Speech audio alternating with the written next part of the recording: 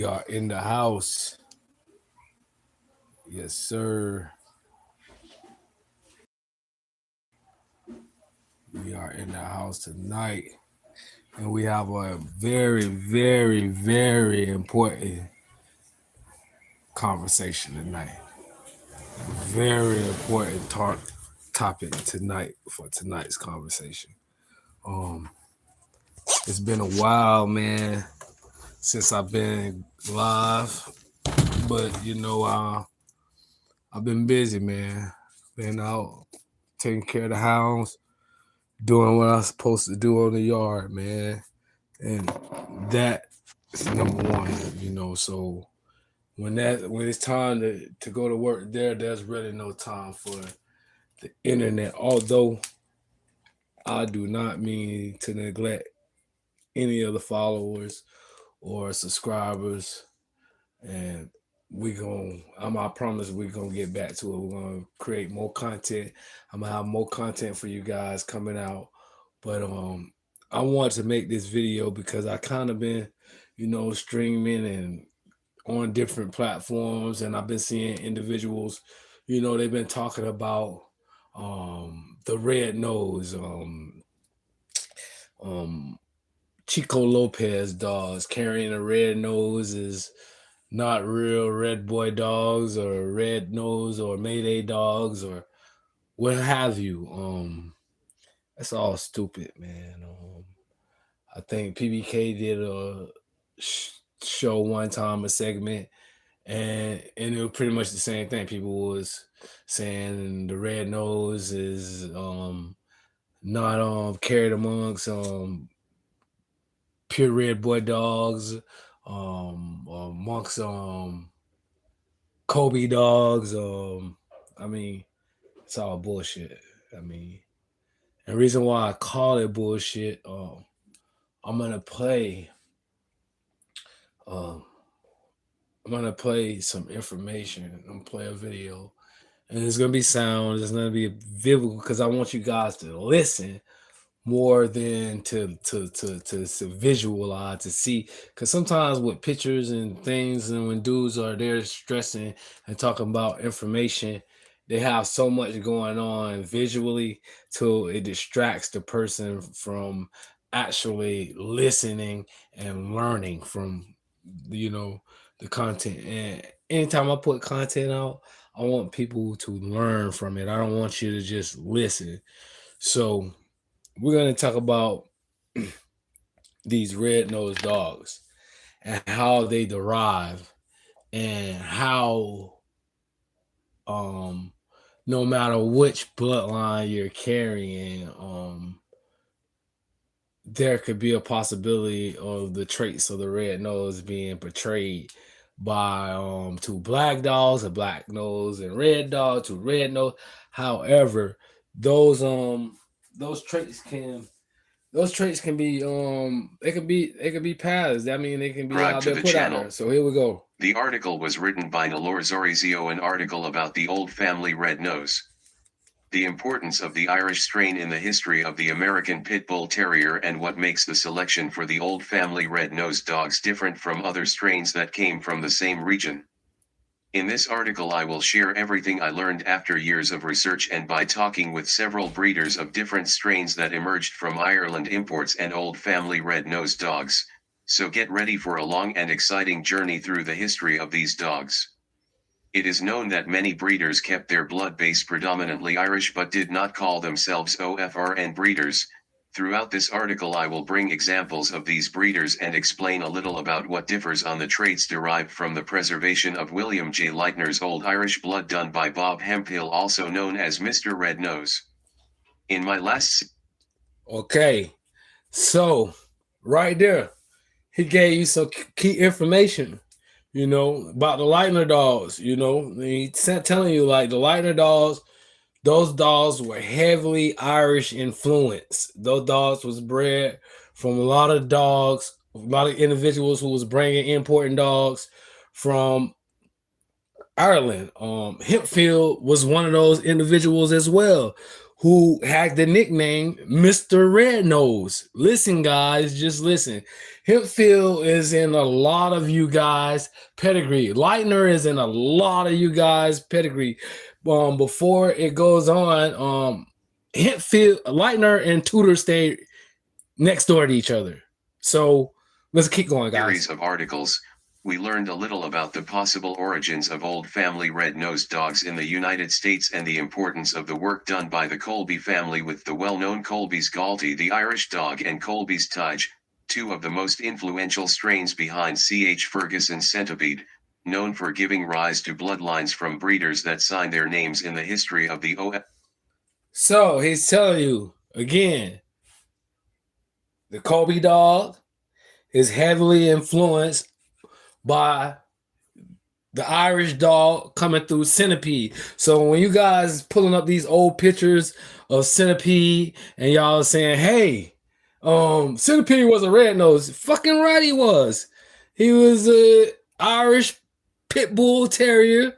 He was heavily influenced, bred Irish pit bull terrier when he came out with the red nose, which is one of the traits that the Irish pit bull terrier carries. Is it not a pit bull terrier? Yes, it's a fucking pit bull terrier. It's just the Irish. It's not an American. So let's keep going. FRN dogs like Jim Williams, D.A. McClintock, Bob Hemphill, Bob Wallace, Dan McCoy, Bob O'Neill, Hemphill's associate, Art E. Limbeck, J.M. Corrington, F.H. Sanders, and later Jake Wilder, but the protagonist behind the history of these dogs in the United States was Lightner.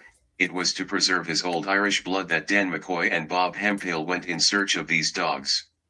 Based on the principle. So he told you, Hempfield went looking for the Irish bloodline. They went to go in search of it. And Lightner built his whole entire yard off of this. His whole entire yard. So let's keep going. That these breeders were looking for dogs that carried the traits that were showed in the old Irish blood bred by Lightner in the past. We understand that even with type breedings off of Colby's Galti being easier to find at the time, this was not what they were looking for. In fact, one of the last dogs that emerged from a type breeding on the Irish dog was Colby's Dime, one of the most important Irish studs during the 1950s, but yet not the same as Lightner. So to say that Colby dogs is not supposed to be throwing dogs with red noses is crazy. There you have it again. Colby is heavily influenced Irish. Now he's gonna get into more detail about the characteristics of an Irish dog, but I'm just telling you where it comes from. Years old. Irish blood. Understanding the difference between Irish dogs and OFRN dogs. To be clear about the differences between these animals, we need first to understand which bloodlines arose from strains that came from Ireland to the United States that did not come from the same stock as those bred by Lightner, even before the creation of the term Old Family Red Nose by Dan McCoy and the beginning of preservation of the strain done by Bob Hemphill. The story of these dogs started with Irish immigrants fleeing Ireland during the event that became known as the Great Famine or Irish Potato Famine, which occurred during the years 1845 and 1849. With their arrival in the United States, many of these immigrants brought dogs from their homeland, and it was their descendants that started the breeding of Irish dogs in the United States. Irish breeders like Jim Corcoran and William M. Bill Shipley became known for their strains from their home country. One of the first dogs result from the combination between strains from different countries in Europe that we have records of was McGuff's Bob, also known as Bob, the foal owned by Tom McGuff. 1/8 of his blood was off of Lloyd's Turk, imported from England by Charlie Lloyd in 1845, but at the time Bob, the foal, was known to be an Irish dog, leading us to believe that at least 3/4 of his pedigree may have come from pure Irish strains. Some old historians may miss the name of W.S. Sams. His strain was a combination between the Gashouse and Jack Burke dogs, although they had many Irish ancestors in its foundation, like the Gashouse dog aka MacDonald's Grip, imported in 1870. One of Mr. Burke's main studs was a dog named Rafferty, a strain brought from England to Canada by a famous dogman named Harley, which later gave birth to the Rafferty dog purchased by Mr. Burke from W.K. Farron of St. John, N.B., Canada, and then sent to the United States. Mr. Semmes was the record holder of consecutive winning within the breed at the time, with 19 victories and no losses. John Galvin, John Noonan, John Duffy, James Edward McGuire, Tom McGuff, Pat Conroy, the Farmer brothers, Mike Redecan, Harry Colligan, and Ed Donahue were known to breed pure or heavy Irish dogs in the past, while others were successful in combining strains from Ireland and England since the beginning of their work, as in the case of Con Feely, Jack Burke, George C. Armitage and John P. Colby himself with his Irish strain by Colby's Galtee, as we learned in the part 2 of my series of articles. About the possible origin of the OFRN in the United States, in outcross with the English stud White's Teddy owned by Jack White and that was bred with C.H. Colby's Pansy, another bitch owned by J.P. that goes back to early Irish imports. The result of this combination with both strains from England and Ireland are the famous Colby's Pinscher and Major. In 1900. So there you have it. You got Colby and you got Pinscher. There you go. There you have it. It's plain and clear. They crossed the Irish and the English and produced the dog. Like, so if you looking at Colby dogs and you saying, well, damn, how does a Colby dog? It got a red nose. Well, the Colby is coming in there. The Irish is in there. The Irish is in there for that dog to throw a dog with a red nose.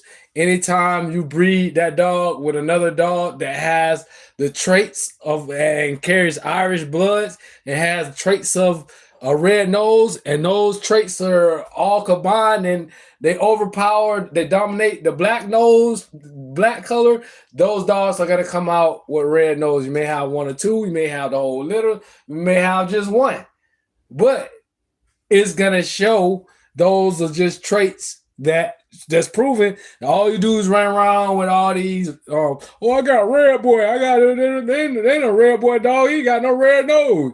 He ain't no red boy dog. He got a red nose. He supposed to have a black. That's dumb.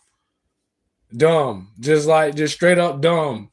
All these dogs have English and Irish blood. When you're crossing and you breed in, sometimes the traits dominate and you get two black dogs or throw a litter of red-nosed dogs or have a red dog on the litter. And you can't say it's not possible because I've did it 1,000,000 times. I got evidence of it. I got a dog. Every dog on his litter, every dog in his line is a black dog. I got a female dog. Every dog in her line is a black dog. I bred them two motherfuckers together, and guess what? I got one puppy, and she was solid red with a red nose. One puppy. Out of the whole, I thought I had a dog full of puppies. I got one red puppy. Because the traits align. Those traits, sometimes dogs throw traits that they hold from a dog that's way back in their pedigree. And they hold that trait, but it takes for that other dog to have that same trait and it dominate the other traits in that breeding for it to be, for it to come out before you to see it, for it to manifest itself. I mean, it just don't happen like that. But look back to the video. The same breeding took place once again, but now giving birth to Colby's Mag that was later bred to Colby's Tige, keeping the blood heavy Irish but not pure as Colby's Galtee or Pansy. That's because Mag was sired by White's Teddy, and although Tige have come from predominantly Irish breedings, he was already the result of the same combination of English and Irish strains of the past, with his pedigree going back to Burke's Tanner, great-grandson of Lloyd's Turk. A breeder rarely mentioned in history but who played a relevant role in the history of the Irish strain was John Duffy. The dam side of his most famous dog Grch Duffy's Jack comes from a breeding between Gas House, McDonald's, Grip and dogs from a breeder called Hector Connor. Even without much information about the breeder, it is worth mentioning that one of his ancestors is a dog called Connor's Black and Tan. Coincidentally, GRCH Duffy Jack is the main blood behind Colby's Black and Tan Mac and can also be found behind the pedigree of Colby's Dinah, two dogs that manifested the tan gene within Colby's family of dogs. We also know of Curry's, Colby's, Manowar, a black and tan male with a white mark in his chest, but he didn't have the blood of Duffy's Jack behind his pedigree. In this case, what these dogs shared in common was that they were all known to have come from heavy Irish breedings. I believe that Duffy's Jack may be one of the origins of the so-called Widow's Peak, in which breeders of Irish strains who kept their selection within the same traits mentioned by Bob Hemphill in his family of dogs, started to produce dogs exhibiting a primitive gene, the A locus, also known as a Gaudi, responsible for manifesting both the sable and tan gene. Years later, but yet before the creation of the term OFRN, we could see the breeders Walter Komosinski, I.D. Cole, Robert Bob Menifee, Jack Williams, Joe Curvino, Gene Fulkerson, Clyde Mason, Whiz Hubbard, and J.M. Trice, just to name a few, keeping the Irish blood as predominant within their lines. Again, important information, guys. The Carvino blood. Same thing. You heard what the man just said. It's heavily Irish influence.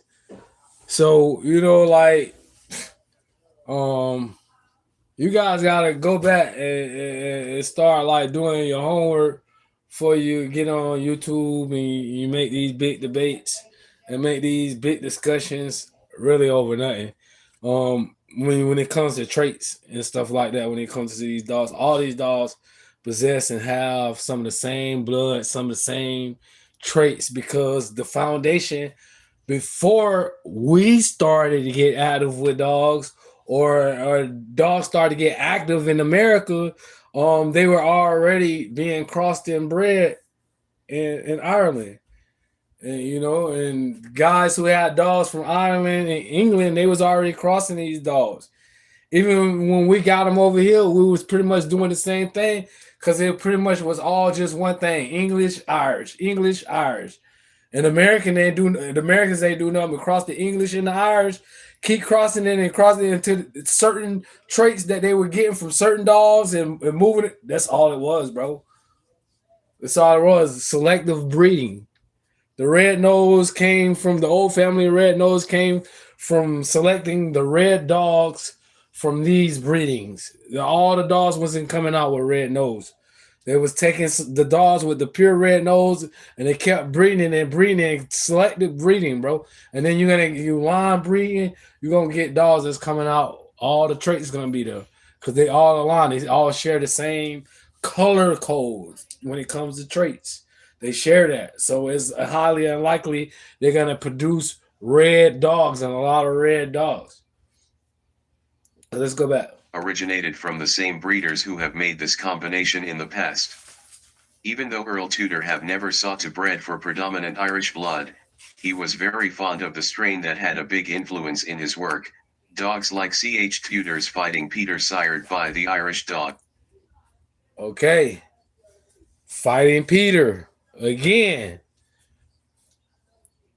Influenced by the Irish dog. So they said Tudor wasn't, he wasn't totally into the Irish line of dog, but his yard was influenced by it to some degree. And it had to be because Leitner stayed right next door, who had a yard full of Irish dogs. And I'm pretty sure those dogs that were Irish, it was a lot of red dogs. I mean, a lot of dogs, red dogs, a lot of dogs carrying the widow peak. All these traits was of Irish blood before we got our hands into it, guys. We ain't doing nothing but mix it all up. That's all. Can be found behind C.H. Ferguson's centipede pedigree, Tudor's, McClintock's, Goldie, C.H. Tudor's Black Demon bred by J.M. Trice, mentioned in the old ad by Jim Williams at the beginning of the article, being bred to his female, and Tudor's, Curvino's, Goldie, an outcross between Shipleys. Irish dogs with Tudor's predominantly English stock, were all dogs coming from heavy Irish breedings and used in his successful trajectory. Howard Hines Lowe from Phoenix, Arizona, a good friend of Mr. Tudor, also built his bloodline based on heavy Irish breedings. One of his most famous stud was C.H. Hines Lowe's KO, born from type breedings off of Colby's Galti. Hines Lowe's Tony was a pure Leitner dog. A bitch named Hines Lowe's Red Girl was the result from the outcross between Jack Williams' dogs and Bob Wallace work off of Wallace's Madam Queen and Hadley's Dot, owned by Howard M. Hadley, D.A. McClintock's nephew. Another very important breeder was Robert Bob Lee Neblett, that never called himself an OFRN breeder.